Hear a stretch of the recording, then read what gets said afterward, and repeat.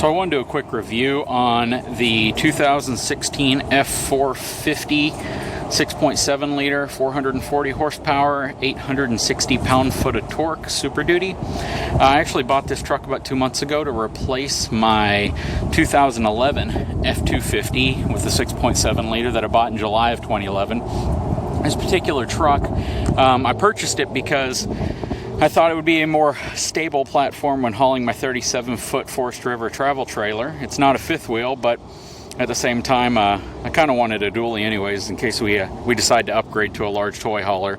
It gives us a lot more flexibility in the future so we don't have to buy a new truck. Quickly from the outside, I wanted to kind of go over some of the differences between this truck and an F350 dually, because that question gets asked often. So first of all, you'll notice it has the 19.5-inch ACOA medium-duty truck wheels, along with the Continental HSR tires, which are also medium-duty commercial-grade tires. A big question's often asked, can you put a wider tire on this wheel? And the answer is no, because the wheel is a 6-inch wide wheel, and on medium-duty or commercial-grade tires, because they're such a stiffer sidewall, and because of how the bead actually rests in the wheel, if you try to go to like a 245 or a 265, you are taking a risk of actually rolling the wheel or the tire off the wheel, or even causing a catastrophic tire failure. So you're not supposed to do that. Also, if you want to know what the frame differences are between this and an F350, you'll notice on this one, the sway bar up front is significantly larger. It's probably a good half-inch larger in diameter at least. The tie rod is also a good 2.5 inches in diameter versus about a 1 7/8 inch diameter bar on the F350. The majority of the steering components and suspension components up front are basically the exact same component you get on a chassis cab F450, F550, so it's very medium duty spec components. The frame rail, pretty much from the spring forward, is also exactly the same as the chassis cab F450, F550. The configuration is quite a bit different than an F350. From there back, it's pretty much an F350 frame.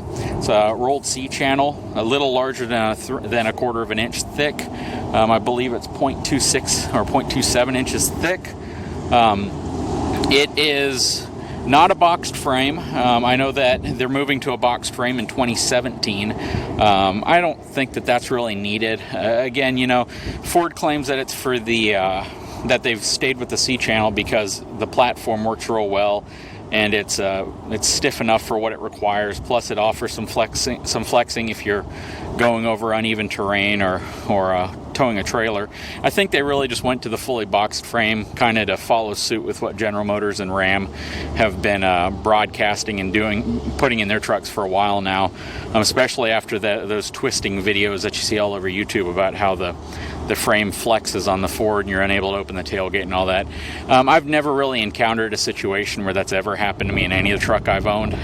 If somebody has, then, you know, a boxed frame is probably what they need. But again, you know, I work with quite a few trucking companies, and all your big rigs, your Class 8 trucks, are going to have a rolled C-channel frame.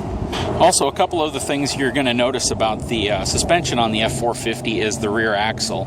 A lot of claims that it's a Dana S110 axle, when in fact it's a Dana S130 axle. So it's a 19,000 pound gross vehicle weight capacity axle. It's definitely overkill for this truck, primarily because it was designed to exceed the paper specs that were posted on this vehicle. What most people are unaware of about this particular vehicle is that it is, though it's a F450, there's a lot of questions surrounding, hold on one second, there's a lot of questions surrounding the payload capacity of this particular truck and why it is actually a lower payload capacity than a F350 dual rear wheel truck. And the reason for that is because the F450 has significantly heavier suspension components built into it. Though the frame is relatively the same, and there's some extra weight up front because of its it's designed based on an F450, F550 chassis cab configuration. The reason why this truck has approximately 1,000 pounds less payload capacity than an F450, an F350, is because in order for this truck to remain a Class 3 light-duty pickup truck, it has to have a gross vehicle weight rating of less than 14,000 pounds, or 14,000 pounds and below. And the F450 also weighs about 1,000 pounds more than an F350. So in order to keep that Class 3 designation, they had to, at least on paper, reduce the payload capacity of the truck to keep it at a total gross vehicle weight capacity of 14,000 pounds. So though an F350 on paper has a higher payload capacity, the reality is that you really don't know what your maximum payload capacity is on an F450. Just assume it's probably a good 2, maybe even 3,000 pounds greater than that of an F350. If you're going to even approach hauling that type of weight, which of course I wouldn't suggest, because then you're moving into other realms of essentially breaking the law, but you'd probably want to do it with airbags on the back, just because the spring rate rating of your leaf springs in the back were probably dialed in to max you out at whatever they put on paper. That being the case, though, I mean, why on earth would they put a 19,000 pound medium-duty truck axle in the back if they were going to limit the payload capacity of this truck to less than that of the Dana 80 axle that comes in the F350? It just doesn't make any sense. If indeed this truck had a lower payload capacity than the F350, then the reality is they should have put the same Dana 80 rear axle in this truck. But again, because it has a Dana 130 axle in it, you're talking about the same axle that's generally put in flatbed tow trucks, commercial duty trucks, or dump bed body trucks. So that's something just to think about.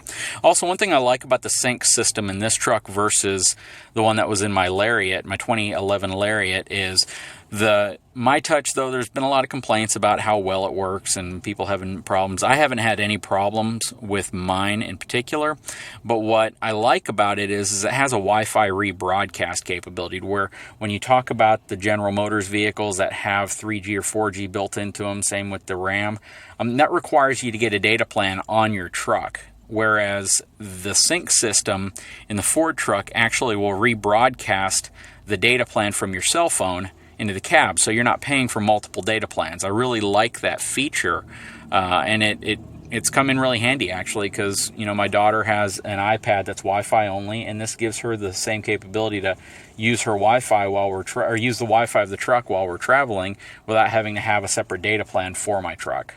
So that's just something to consider. Another complaint that you often are going to get with the F-Series trucks, or the Super Duty trucks, at least from 2011 through this 2016 model, is that the interior has a lot of hard plastics. Though that is true, what I've also found is that you really find a lot of hard plastics in the Ram trucks. What I actually like about this setup, though, is I don't really care if the top part of the doors are soft touch. I mean, the door handle itself is soft touch, but the placement of the controls are very intuitive. I very much like how everything's set up in this truck. I don't think the interior looks bad at all. I think in 2011, when this interior really debuted, and in 2013 when they did the update with the larger 8-inch screen, I think it's a great looking interior. I can't really understand why people would say it's an outdated looking interior just because they didn't put vinyls all over it to make it feel like you're driving a Toyota Camry. So the truck itself, to me, is set up perfectly. I really like how the interior is laid out. I like the whole Sync MyTouch system. I've used the Uconnect system with the 8.4-inch screen in the Ram, and I definitely like the resolution and the brightness of the Ford system better. From a towing and payload capacity, I actually enjoy the new Generation 2 6.7-liter engine in this truck. It feels very much the same as my 2011 model, except it seems like it's a little quieter, and the cab is definitely quieter. I think they used more insulating materials in the cab structure to block out noise, but it's definitely a quieter interior than I thought it would be coming from the 2011 model. Also, the ride quality on this truck is actually as good, if not slightly better, than that of my 2011 F450. So if you're worried about it being an overly aggressive, harsh ride, I think one of the reasons why it is a nice ride is because they went with a 3-leaf with 1 overload spring setup in the back, and that gives it more of a softer ride. If you actually look at the thickness of the leaf springs, they're about a 1/4 inch thicker than the leaf springs that are on the F450 and F250 single rear wheel trucks. And what's also kind of interesting is they're thicker than the F450 dual rear wheel trucks, but there's less. The dual rear wheel trucks on the F450 have 4 main springs with an overload spring, but are thinner. So that's kind of an interesting thing to point out. If you get this truck, one thing to keep in mind you are getting 19.5 inch commercial spec wheels that are 10 lug. They're not 8 lug wheels. So if you get this truck loving the wheels, just remember, if you want to go to a bigger tire setup and you need a bigger or a wider wheel to do so, you're going to be looking for a much different wheel to fit your hub, as 10 lug wheels are actually pretty hard to come by, and they're very expensive to buy. So just keep that in mind if you're looking at getting an F450 and you want to go to larger tires right off the bat. That was kind of my intention, but then when I realized that you really can't do that on commercial tires, and I'd have to go to a 6.75 or 7-inch wide wheel, it was very, very expensive. I think in the area of about $7,000 for the tire, or for the wheels alone, to go to a 19.5 inch 10 lug or even a 22.5 inch 10 lug wheel. Final comments is if you're looking at making the same upgrade, or you're coming from a Ford or a Chevy or a Ram product, I would consider it. I mean, drive all 3 vehicles, pick whichever one's more comfortable to you, which one you like the most. I wouldn't base any purchase on one single feature like a boxed frame or other specs. For me, the big features that really made me stay with this truck as opposed to the other products, which I did look at, are the fact that this has probably the best towing mirrors in the industry. I mean, the power folding, retracting mirrors, along with that huge spot mirror that you get with the Super Duty platform, are the best in the industry, hands down. There's nothing else that even compares to it. General Motors products are similar, but the mirrors are smaller and they don't extend. You have to actually go out and pull your mirrors out if you want to extend or retract them. Also, the man step on the back. People get a lot of grief for having something that's pretty, pretty uncommon in the industry. Most people like to say, well, just climb into the bed of your truck. But if you do a lot of climbing into the bed of your truck, you realize that having a step there is pretty amazing. It gives you so much more capability, especially when you're by yourself trying to load something in the back, or if you're trying to load something large, furniture, generators, welding machines. Having that step in the back is just priceless. It gives you a ton of access to a bed that normally would be pretty much a pain in the butt to get in and out of. Guys, if you like the review of the truck, please leave feedback.